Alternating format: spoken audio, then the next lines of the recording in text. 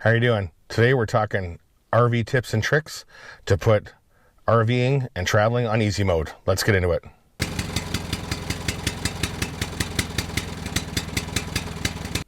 Welcome back to the channel. Dave here from Freedom 48.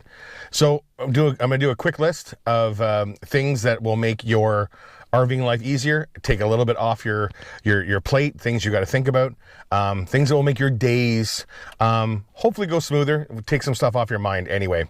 So we'll get into it. Here's just a few. In the order doesn't matter, just a few. Number one, propane tanks or LP tanks. Most RVs have two. Some of the bigger Class A's and Class C driving RVs have built-in propane tanks. This tip will apply to some, but not to others. But if you have a travel trailer or a fifth wheel that has two tanks, for what we've learned from experience is run one tank at a time. If you open them both up and you have them feeding off at the same time, and you forget to check them, you're not paying attention, it's been a long-term stay or whatever, and all of a sudden they both run dry in the middle of the night, when it's fairly cold and the furnace is running, and then you're stuck with no propane for the rest of that night.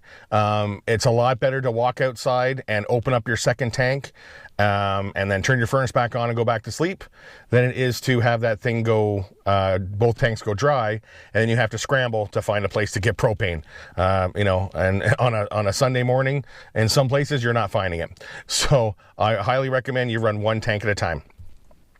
Next thing, turn your water off. And what I mean by that is, if you're leaving the park or you're going to be away from your rig for an extended period of time, turn off your water. Turn it off at the spigot, or if you're running off your fresh tank, turn your water pump off. With no pressure in your water lines, you don't have to worry about something popping loose and having your trailer flood of water. It's the easiest thing you can do that requires no skill whatsoever, because you've hooked up your own water anyway. So just turn your water off. I'm not saying disconnect your hoses. You don't have to do that. But just turn your water off, so there's no pressure in your lines while you're gone for the day. The biggest killer to a trailer is water. It really, really is. So turn off your water if you're leaving for an extended period of time. Next one, your awning. I have an 18-foot awning. It's a big one. Some people, have smaller ones, bigger ones, whatever. It doesn't matter. The principle is the same. Just never leave it out. Have it out when you're using it. Have it out when you're at your rig. But don't ever leave it out if you leave the park. The weather can change so quickly in so many different states and so many provinces. All of a sudden that great big 18-foot awning is now flipped over upside down and snapped in half, and they're not cheap.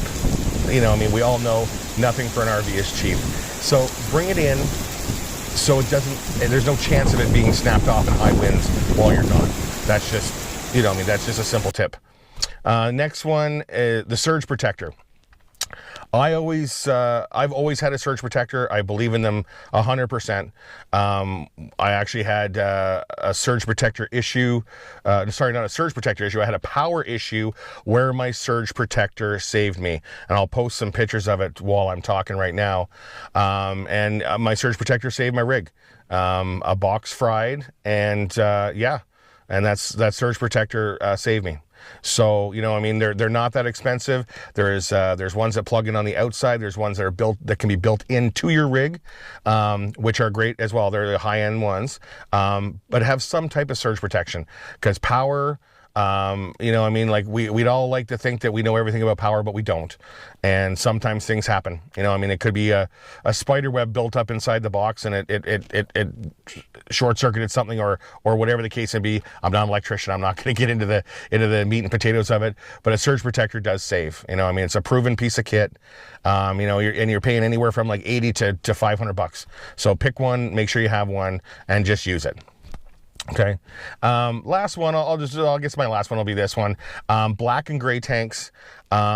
Water is your friend. Water is your friend when it comes to your black tank and your gray tanks.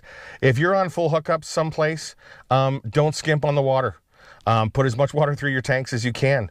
Flush them out, keep them in good repair. Put in your chemical treatments. Flush them on a regular basis. you know, you have to take care of those things.